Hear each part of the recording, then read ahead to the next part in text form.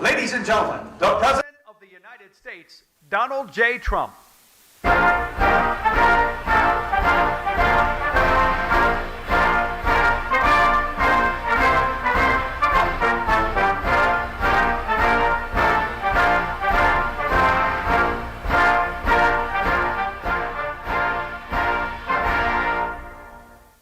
Thank you very much, please.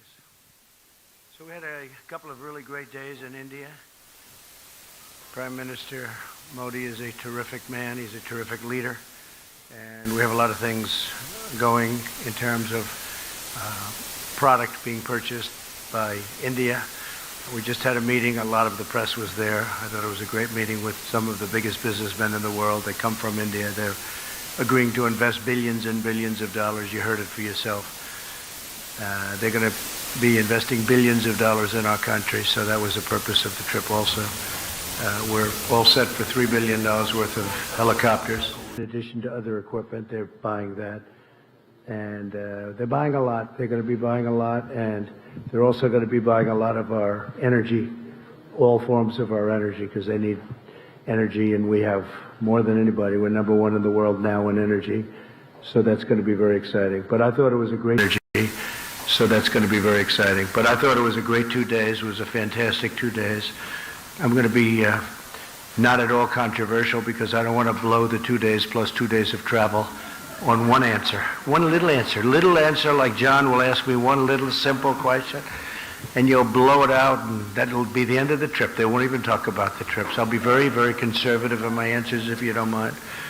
But we did. We had a great time. We had a great meetings, and we're going for a state dinner, and then after that we get back onto the plane and we go back home. It's going to be about 19 hours, but we look forward to it. Get in tomorrow. But this is a tremendous country. It's 1.4 billion, probably at least the most people, and it's a tremendous market, and they really like us, and I think they like us more now than they've ever liked us, frankly. We have a really great relationship between the Prime Minister and myself. So we're going to be doing a lot of things. I think it was really, really worth it. You may ask about the coronavirus, which is, very well under control in our country. We have very few people with it, and the people that have it are, in all cases, I have not heard anything other. Maybe there's something new, because for 2 days, I haven't been seeing too much of that news, of very much news, because it's been very all-encompassing. We've accomplished a lot here. We had a lot of meetings, as you know. But the people are getting better. They're all getting better. We brought in some Americans from a ship because it was really the right thing to do, and they're in quarantine. And we think they'll be in very good shape very, very soon. We discussed a lot of different elements. We actually discussed the coronavirus, and at this moment, India doesn't have much of a problem, they feel.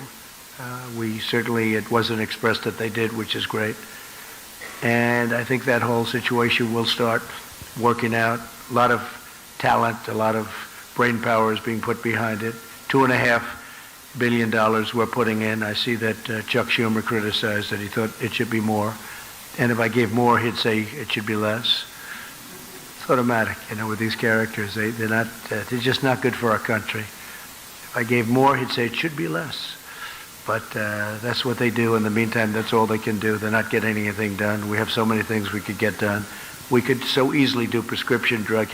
Last year was the first year in 51 years where prescription drug prices went down. But we could drive them down really well if we had the Democrat votes. We need some additional votes. We would really drive them down, as you know. So with that, I think what we'll do is take some questions, and we'll go to a nice state dinner, and then we go home. Yeah, John, go ahead. Mr. President, you just addressed coronavirus, so I will put that aside for the moment. You tweeted about Justice Sotomayor yesterday, saying that she and Justice Ginsburg should recuse themselves from future cases dealing with the administration. What is the basis for your opinion on that? Well, it's very obvious. I always thought that, frankly, that Justice Ginsburg should do it because she went wild during the campaign when I was running. I don't know who she was for. Perhaps she was for Hillary Clinton, if you can believe it. But she said some things that were obviously very inappropriate. She later sort of apologized. I wouldn't say it was an apology, but she sort of apologized. And then Justice Sotomayor said what she said yesterday. You know very well what she said yesterday. It was a big story. And I just don't know how they can not recuse themselves for anything having to do with Trump or Trump-related. The right thing to do is that. Now, as a Supreme Court justice is a different standard, but at the same time, I think it's a higher standard in a certain sense. So they'll have to decide what to do. But her statement was so inappropriate when you're a justice of the Supreme Court, and it's almost what she's trying to do is take the people that do feel a different way and get them to vote the way that she would like them to vote. I just thought it was so inappropriate, such a terrible statement for a Supreme Court justice. What was inappropriate about the statement? I'm not an attorney, so I can't really look into you know what these, the statement was, John. She seemed to criticize the White House for running to the Supreme Court at the drop of a hat to seek a No, I don't think that was it. But I think what she did say is she's trying to shame, the way I look at it, she's trying to shame people with perhaps a different view into voting her way. And that's so inappropriate. So let's see what happens. We have things, whether or not they recuse themselves, both. Look, Justice Ginsburg, during my campaign, I protested at the time. She apologized in a very minor form. And what Justice Sotomayor said yesterday was really highly inappropriate, and everybody agrees to that. Virtually everybody. I've seen papers on it. People cannot believe that she said it. Yeah, please go ahead. Thank you, Mr. President. The intelligence community believes that Russia is trying to meddle in the 2020 election. Do you agree with their assessment? And what is your message to Vladimir Putin about potentially interfering regardless of the candidate they support? Well, what I'm reading, and again, I'm over here for the last number of days, but they went to see Bernie, and they told Bernie about something having to do with they want Bernie to win. They did not tell me. Intelligence never told me, and we have a couple of people here that would know very well. They never told me anything about that, and it was sort of if I believe what I read in some of your documents and some of your papers, that it was highly exaggerated. And frankly, I think it's disgraceful. And I think it was leaks from the Intelligence Committee, House version, and I think that they leaked it. I think probably Schiff leaked it, but people within that, Schiff leaked it, in my opinion. And he shouldn't be leaking things like that. That's a terrible thing to do. But basically, they would like to see Bernie is probably winning, and looks like he's winning, and he's got a head of steam, and they maybe don't want him for obvious reasons. So they don't want him, so they put out a thing that Russia's backing him. This is what they do. I've gone through it for a long time. I get it. I get the game better than anybody. And that's the way it is. Terrible thing to say. And they didn't say it about me. I will say this. somebody leaked it in intelligence, but nobody ever told me that. We have Ambassador O'Brien in the audience someplace, and he can tell you that this was never discussed with us. So I think it's terrible. They ought to stop the leaking from Intelligence Committee. And if they don't stop it, I can't imagine that people are not going to go after them and find out what's happening. Yeah, please. But do you believe... Go ahead, ma'am. Mr. President, this is Madhu Bhatia Jha from Indian TV News, ABP Yes. News. And you're trying to get... मैं TV agency से हूं और in Afghanistan. So the way the deal is being worked out, what would be India's role and Pakistan's role in the region? Well, I think India would like to see it happen. I spoke with Prime Minister Modi today, and I think they would very much like to see it happen. And we're pretty close. We'll see what's going on. We've got 2 days now under our belt without violence, or I guess a minimum of violence. And we'll see what happens, but people want to see it. It's very interesting, that one. Is everybody's happy about it, even people that are normally against me, like 99.9% of the time, because we've been there for 19 years, and everybody would like to see it happen. I was actually surprised. I thought the Schumers of the world would say whatever the opposite is, because that's all they can do, cry and chuck. But people are they're really happy to see that we're trying very hard. We'd bring it down to 8,600, and from there we'll make a decision as to what the final outcome would be. But there's been tremendous praise for the fact that we're doing something. Other administrations have tried to do something. In particular, the previous administration, for a long time, they were never able to get anything done. And we're really serving not as a military force as we are a police force. And we're not a police force. They have to police their own country. We're not a police force. It's like law enforcement. And that's the way it is. So we'd like to, I can tell you, after 19 years, we'd like to bring our young people back home, bring them, that's where they want to be. And we'll always have intelligence there. We'll have other things there. But we'd like to bring them, for the most part, we'd like to bring them back home. We want to watch the area. The area is a hotbed of problems. And when we bring them home, we'll let them know that if something happens, we will hit them so hard. And we could win that easily if I wanted to kill millions of people. I don't want to kill millions of people, innocent people. We could win that very easily. We don't have to act as a police force. We could act as a military force to win, not a military force to just take care of things in that very, very difficult part of the world. It's a very difficult part, a very dangerous part of the world. So, let's see what happens. So far, so good. So far. But I'm very impressed with the kind of kudos we're getting. Yes, please. Mr. President, namaste. I'm Saurabh Shukla. I'm editor-in-chief of News Mobile. If you remember, I interviewed you during your last campaign in New Jersey. Good. And I asked you this question earlier at that time about a Trump doctrine on fighting out Islamic fundamentalism, which you spoke about, and you discussed with Prime Minister Modi. And you spoke about a Modi-Trump doctrine. So what is your roadmap to fight out Islamic radical terrorism? Well, I don't think anybody's done more than I have, if you look, because I came in, and if you check your maps and look at Iraq and Syria, it was all over. In fact, they had it painted a certain color. I won't tell you what color because it doesn't matter. Somebody will say it was a Republican color, so I don't want to get people confused. But it happened to be red, and it was basically trying to show where ISIS was in those areas. And it was out of control. And I gave the orders, and we have 100% of the caliphate. We have tens of thousands of people in prisons now. They're being guarded by the Kurds and others. Europe should take a lot of them back. So far, they haven't agreed to do that. They should do that because we did them a big favor. We captured them, but I did that. We killed al-Baghdadi a few months ago, and Soleimani is gone. He's no longer putting roadside bombs all over the place. Somebody else may be, but he was the father, the king of the roadside bomb. All of those young people that you see with missing legs and arms. I've seen every combination. The legs are gone. You go over to Walter Reed. I have to say the doctors at Walter Reed are incredible what they're able to do. Incredible. But that's what his thing was. He thought that was a beautiful weapon. Roadside bombs. It's a coward's bomb.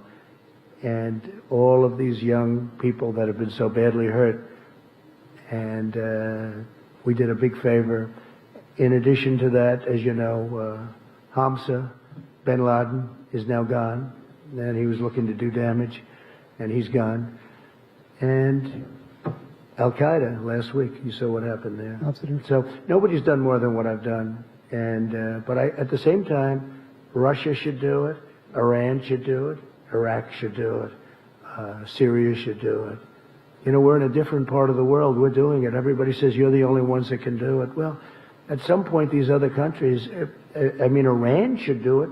Iran hates ISIS, and they should do it. And we've done a great job. We've taken our soldiers essentially out of Syria, except for little hot spots that we figured, we'll do, that develop.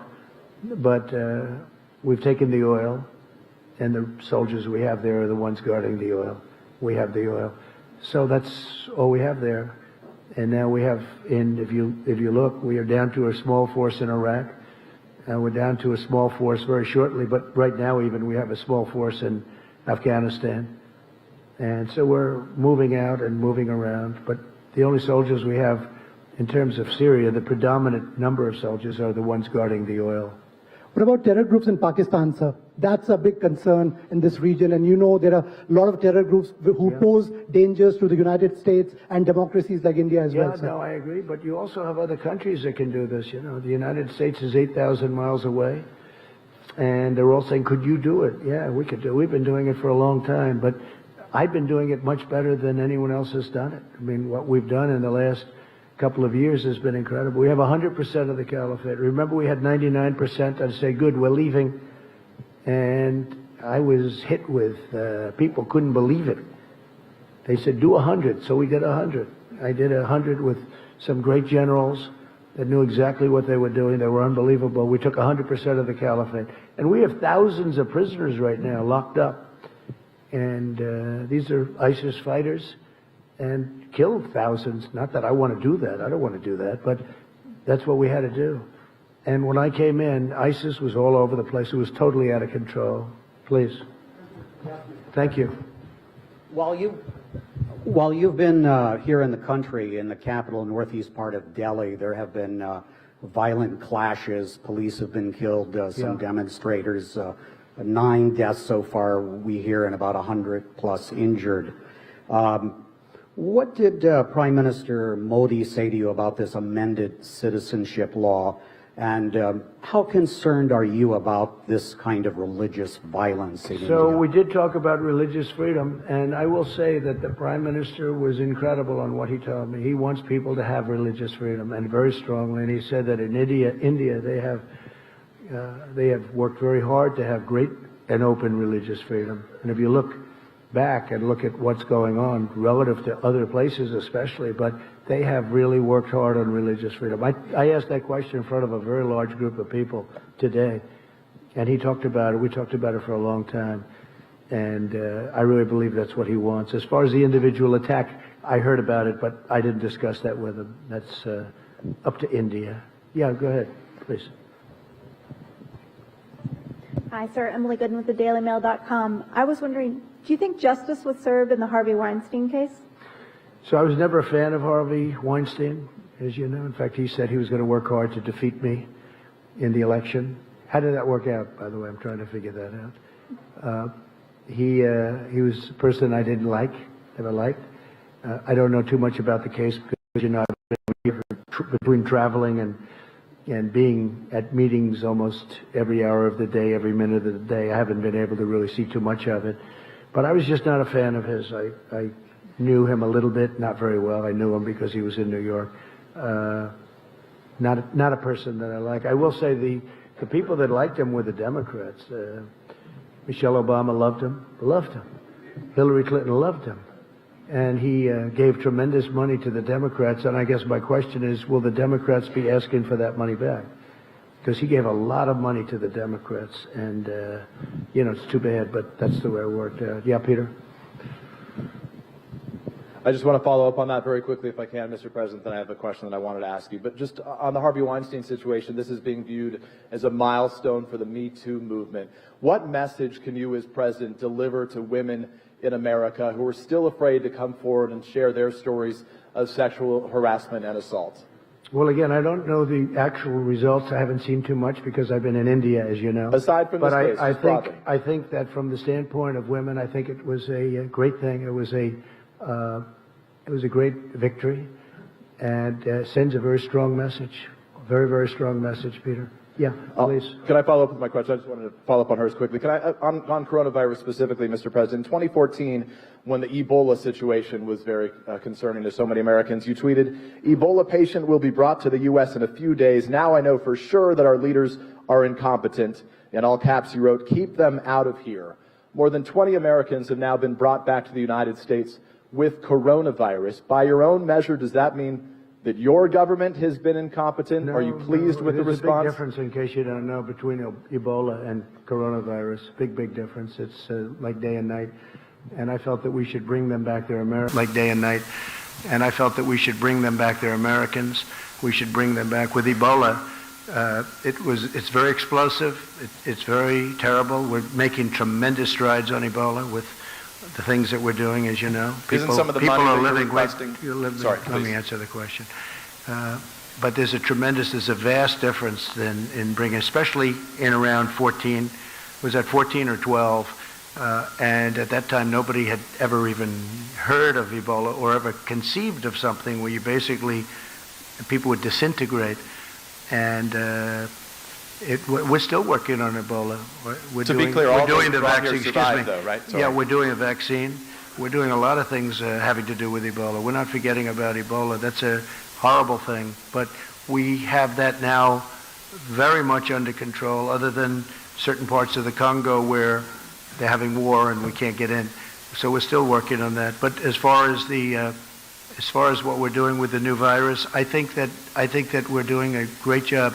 I felt that, and the decision was made in Japan, let these Americans come back and we'll see where they are, but they were immediately put into quarantine. There's no problem with it whatsoever. They're all in quarantine.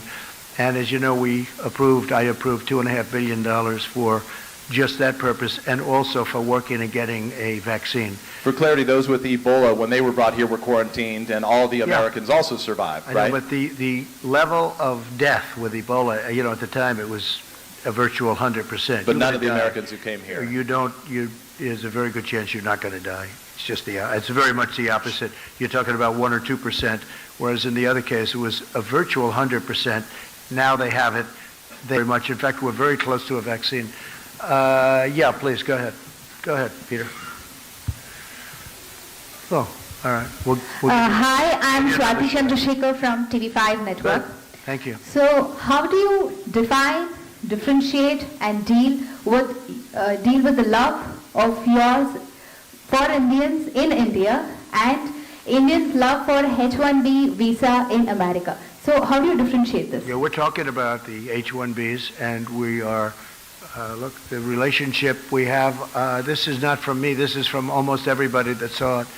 They say in the history of India, which has a long history and a brilliant history in so many different ways, there's never been a reception given to somebody like was given, and I would like to say for the United States of America, but nobody else that came here got the kind of reception we got. It was 125,000, I think, seats they had yesterday. They were full. You had thousands and thousands of people outside. Prime Minister Modi was telling me thousands of people outside. That's not uncommon for me, to be honest with you, but when I look at 125,000 seats, and that was an incredible scene yesterday. In addition, all of those people lined up from the airport to the event. It was an incredible thing. Nobody's ever seen anything like it. The ambassador just told me that he's been in India for a long time. He's never seen, in fact, both ambassadors, our ambassador and the ambassador from India, said in 40 years he's never seen anything like it, what took place yesterday and, earlier than that. But yesterday, they've never seen anything like it. So it was a great compliment. It was a great compliment to our country. I'm the leader of the country, but it was a great compliment to our country. But Prime Minister Modi said today they've never, ever had any event like that fact, they said usually when somebody comes in, they have to look for people to fill up the areas. They said there was something very special. Look, it's a massive country in terms of its population, and people just wanted to pay their respect to the United States, and so I appreciate it. I was a recipient in a sense, but I was just really representing the country. Yeah, Peter, go ahead. Thank you. Sorry, thank you, Mr. President. Appreciate it. Go ahead. Mr. President, your newly installed personnel director has begun talking with agencies about finding people in the government that are not loyal to you and perhaps moving them on. How large a list do you imagine this will be? Is this a big problem in your mind? Can you describe for us the scale of the problem as you see it? Yeah, I don't think it's a big problem. I don't think it's very many people. I think we had a whistleblower who was a fake, because if you look at the whistleblower as an example, if you look at his report and then you compare that to the transcripts, it bore no relationship. So that was a very sad situation, and a lot of time wasted. Although, as you will admit, in fact, you wrote very nicely, I appreciate it, the poll numbers have gone up very much, but that's not appropriate to have to benefit by something like that. Then there was supposed to be a second whistleblower. As soon as I released the transcripts, the second whistleblower was gone. Nobody ever heard, what happened to the second whistleblower? I'll ask you, where is he? Remember, the second whistleblower was going to happen. It was just a matter of moments. And then I released the real call, the transcripts, which are now 100% accurate, even according to Lieutenant Colonel Vindman. So, no, we want to have people that are good for the country, are loyal to our country, because that was a disgraceful situation. Please. Mr. President, I am Akhilesh Suman. I am from Rajya Sabha Television. It's a parliamentary channel of India, upper house, like you've seen it. Good. India's concern is with neighborhood, and even Prime Minister Modi tell that you are very good friends. What is your strategy about terrorism that is coming out from Pakistan to India? Because we have been suffering from this type of terrorism for the last 20 years or so. What is your strategy? What are you going to do? We talked a lot about Pakistan. I have a very good relationship with Prime Minister Khan, very good. We talked about it today at length, actually, and Prime Minister Modi. And it's no question it's a problem, but it's a problem they're working on it. India is, it's a brave nation too. There's no pullback from India. And we just hope, and I said I'll help, I'll do whatever I have to do if I can do that, because my relationship with both gentlemen is so good. But there has been difficulty in Pakistan, and we're seeing what we can do about it. Anything I can do to mediate, anything I can do to help, I would do. They're working on Kashmir. Kashmir has been a thorn in a lot of people's sides for a long time. And there are two sides to every story, but they've been working on that very hard. We discussed it at great length, terrorism, and I think we have some very good ideas. He's very, very strongly against terrorism. I'll tell you, Prime Minister Modi is a very religious man, as you know. He's a very calm man, but he's actually a very, very strong person, very tough, actually. When I've seen him in action, and he's got that foremost in his mind, terrorism. He'll take care of it. Please. Go ahead. You, right here. That's fine. Right there. Mr. President, thank you. The backbenchers have been waiting for far too long. I'm Richa from Business Line, and we would like to take you to your today's meetings. Before coming to India, you said trade deal will be later, but of course sometime soon. In the morning, you spoke about energy security and energy deal, and you are already the 5th supplier to our country.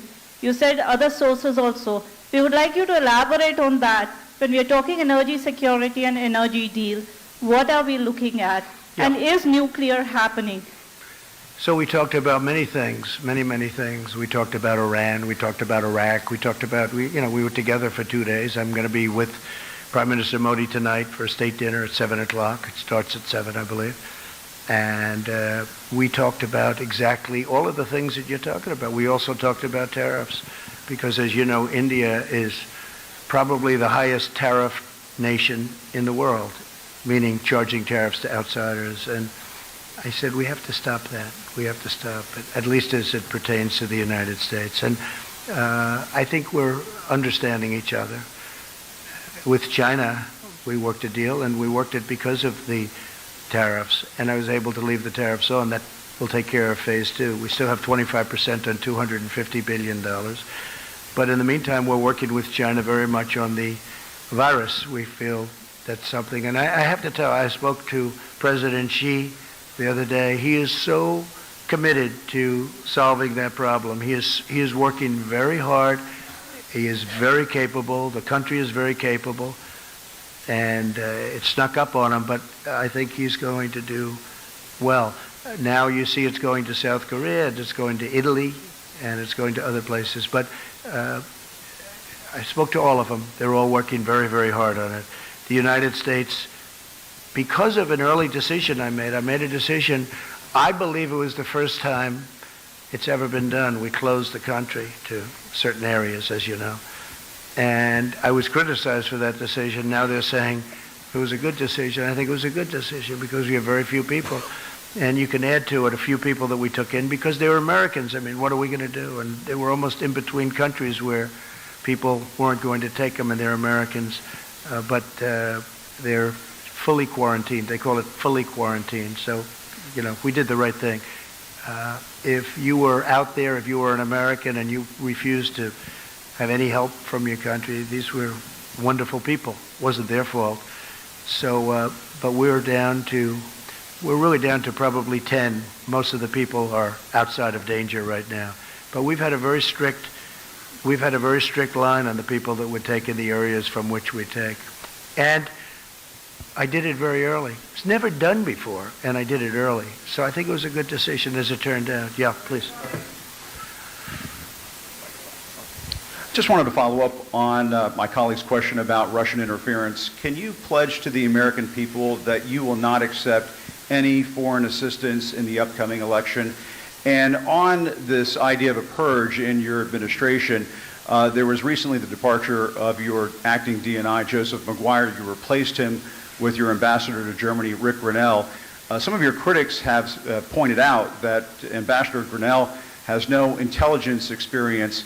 How can you justify to the American people having an acting DNI with no intelligence experience? Okay, first of all, I want no help from any country, and I haven't been given help from any country. And if you see what CNN, your wonderful network, said, I guess they apologized in a way didn't they apologize for the fact that they said certain things that weren't true?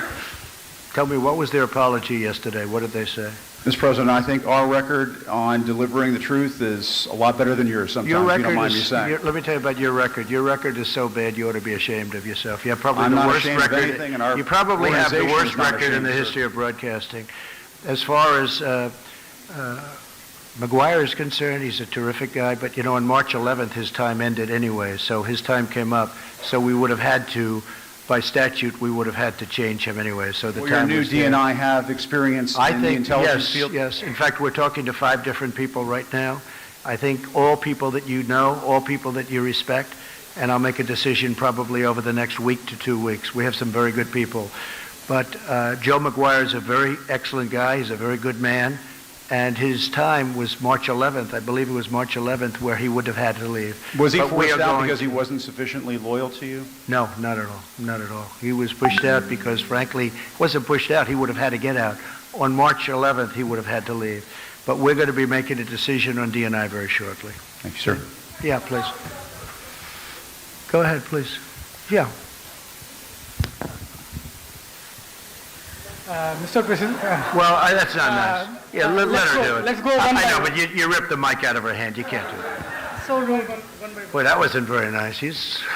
President Trump, I hope you're having a good visit here in India. I'm Ruchi Bhatia from ET Now. We have heard from Prime Minister Modi as well as you on a long impending trade deal. It's still not happened. Even today we heard both you and him talking about how in future there is going to be one.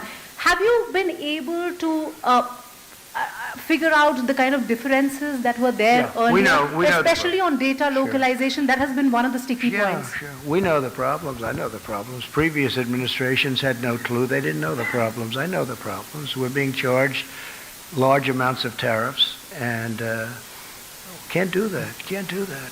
And so they understand that that's where I am, and if they want to deal with us, and they will, they're going to, just like China. Everybody said you'll never make a deal with China. I made a deal with China. It's a great deal. They're going to buy $250 billion worth of product, and that's only a piece of the deal. It's a large piece. It's probably 40 to 50%, but it's an incredible deal. In addition to that, we're taking in billions and billions of dollars worth of tariffs that we can now use for phase two, because they want to get rid of the 25%. So we have the 25%, they want to get rid of it. Well, with India is, I think, the highest, again, I said it before, but the highest tariff when you deal with India. Harley-Davidson has to pay tremendous tariffs when they send motorcycles in here. When India sends motorcycles into the U.S., there's virtually no tariff. For the most part, there is absolutely no tariff. So I just said that's unfair, and we're working it out. We're working it out. Go ahead. Good evening, President. I think we'll win that one easily. We're working on that. Yeah, we're working on that, Joe. Good evening, President. This It's is just not a fair situation when one company is paying 100% in the case of numerous companies, not just Harley, but where they're paying tremendous. And actually, tariffs were raised not too long ago. And we also did something. There was a form of rent control that was, if you put it in a different sense, it was given to India, and we terminated that. You know that. We terminated it. No, we're talking. We have great discussions. Look, I can't lose this. I can't lose it. You know what? I'll never lose it. It's too easy, because I want reciprocal. It has to be reciprocal. And the money you're talking about is major, but the United States has to be treated fairly. And India understands that. The relationship is outstanding, but India understands that. We've had a tremendous deficit for many, many years with India, with everybody, with, frankly, so many different countries. We've had a massive, massive deficit, but a large deficit, $30 billion with India. It's now down to $24 billion because of what we've been doing, but still, that's too high. We shouldn't have a $24 billion deficit. With other countries, we have more than that. Japan, we're doing now, $40 billion is coming in. A lot of very good deals are being made, and they'll be kicking in toward the end of the year. I would say if the deal happens with India, it will be toward the end of the deal. And if it doesn't happen, we'll do something else. It'll be very satisfactory. It'll be very good. Go ahead. Who else? President, my question is that you said at the time of the Article 370 abrogation that you would like to mediate in Kashmir, but India rejected it. No, I'd like to be able to. My question. Wait. I didn't say that. I didn't say anything about that. I just said Kashmir, obviously, there's a big problem between Pakistan and India. And I think they're going to work out their problem, but I will say they've been doing it for a long time. My question is something different at the moment. What is your position at the moment on India's Citizen Amendment Act at the moment? I don't want to discuss that. I want to leave that to India, and hopefully they're going to make the right decision for the people. That's really up to India. President, go ahead, please. Thank you, Mr. President. Okay. My name is Nilüfer Sahravardi, an Indian journalist, and I have a very simple question. Go ahead. Now, back home, when you reflect upon your tour of India, the first diplomatic visit to the country, how would you describe it? Cultural diplomacy, Trump diplomacy, or do you have any other word for that? Well, first of all, I describe it as incredible, because when I looked at the various things, like today, when we went, you probably saw where we were, and when you look at all of the things that we've seen today, when we look at yesterday, the Taj Mahal and other things, in addition to working in between and even during, where, we worked very long and hard with representatives from India, most particularly with the Prime Minister. I just think it's an incredible country. It's got unbelievable energy. You see that when you come in from the plane. When you see from, I think I can say, virtually from the plane to whatever venue we were going to, it was wall-to-wall people. They've never seen anything like it. Somebody said it was the greatest greeting ever given to any head of state from any country. Now, India has more people than any other country, a little bit more than China, a How little would you bit tiny. describe it diplomatically? Is it Trump diplomacy? I cultural think the diplomacy is a diplomacy of great friendship and respect, and I think it's going to all work out very well. I really do. I admire your country tremendously.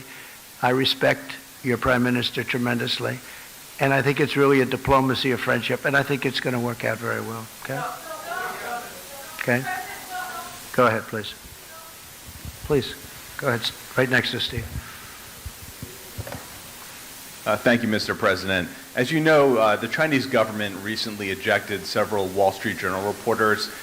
What is your administration considering to do in retaliation to that move? Are you considering banning or restricting the access Chinese journalists, for example, have to the United States? So I haven't really been given a full briefing on that. We're going to look at it. We will look at it. It's something that I don't like to see. I don't think it's fair because we give very good access. Maybe some people would say we give too good. I don't believe in that. I think we give very good access, so I don't think it's fair. But we'll have a decision made on that relatively soon. Okay? Thank you. Good question. Please, go ahead. Go ahead. Go ahead. Venezuela. So will you allow Indian companies to continue to buy Venezuelan oil from third parties, especially when you have sanctions? Well, you'll be seeing something on that in the not-too-distant future. Yeah. So there could be more stringent sanctions against Venezuela? There could be very serious sanctions. Or against the Indian companies continuing to buy what's happening in Venezuela is so sad. People are starving. Here's a case where a country was wealthy 15 years ago and very wealthy 20 years ago. Very, very wealthy. The wealthiest in all of Latin, South America. The wealthiest. And by far, not even a contest. And when you look today, they don't have water, they don't have basic food, they have no medicine. It's incredible what's happened in Venezuela. No, we're watching Venezuela very closely. We don't like it. We don't like it. Not at all. Okay?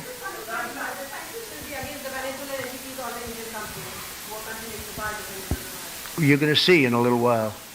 You're asking a question right in the middle of us doing something. Go ahead, please.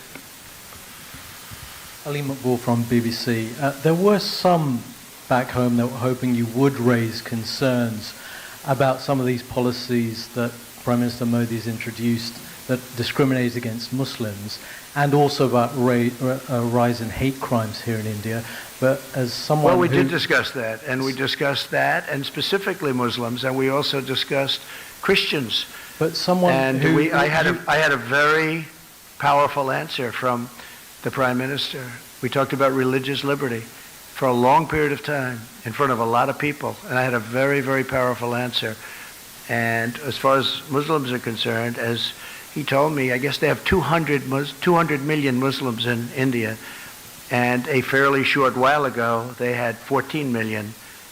And he said that they're working very closely with the Muslim community. But so you yourself have been criticized for policies that have discriminated against Muslims, like the travel ban. There's also been a rise in hate crimes over the last couple of years in the US. So are you in a position to talk to him about those subjects? Yeah, I won the travel ban, as you probably know. A lot of people said I lost it. No, I won the travel ban, and we use the travel ban where we think there's, not based on religion, but where we think there's going to be trouble, where we're looking at certain countries. As you know, we added a few countries onto it. But we won the travel ban, and we won it in the Supreme Court.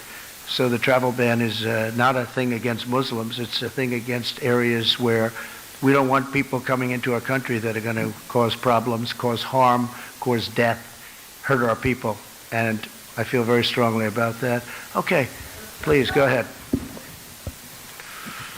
Thank you very much, Mr. Thank you. President. Thank you very much. Thank you. I'm Qin Yishan with Shanghai Media Group. I'd like to know, some people say that India could be to the U.S. in Asia during the 21st century what the UK was in Europe during the 20th century. How do you view it? Well, I think that India is going to be a tremendous player over the next, it's now, right? But over the next period of 50 years and 100 years, look, you're talking about the largest population in the world. You're talking about a tremendous country in terms of its heritage, its potential wealth, frankly. Right now, they have incredible potential. Economically, they have great potential. Their schooling system is getting better all the time. They're doing a fantastic job in certain sectors with respect to education. We see it. In the United States, we see it. We have a lot of Indian students coming to our schools. They're great students, and they've done fantastically well at our schools.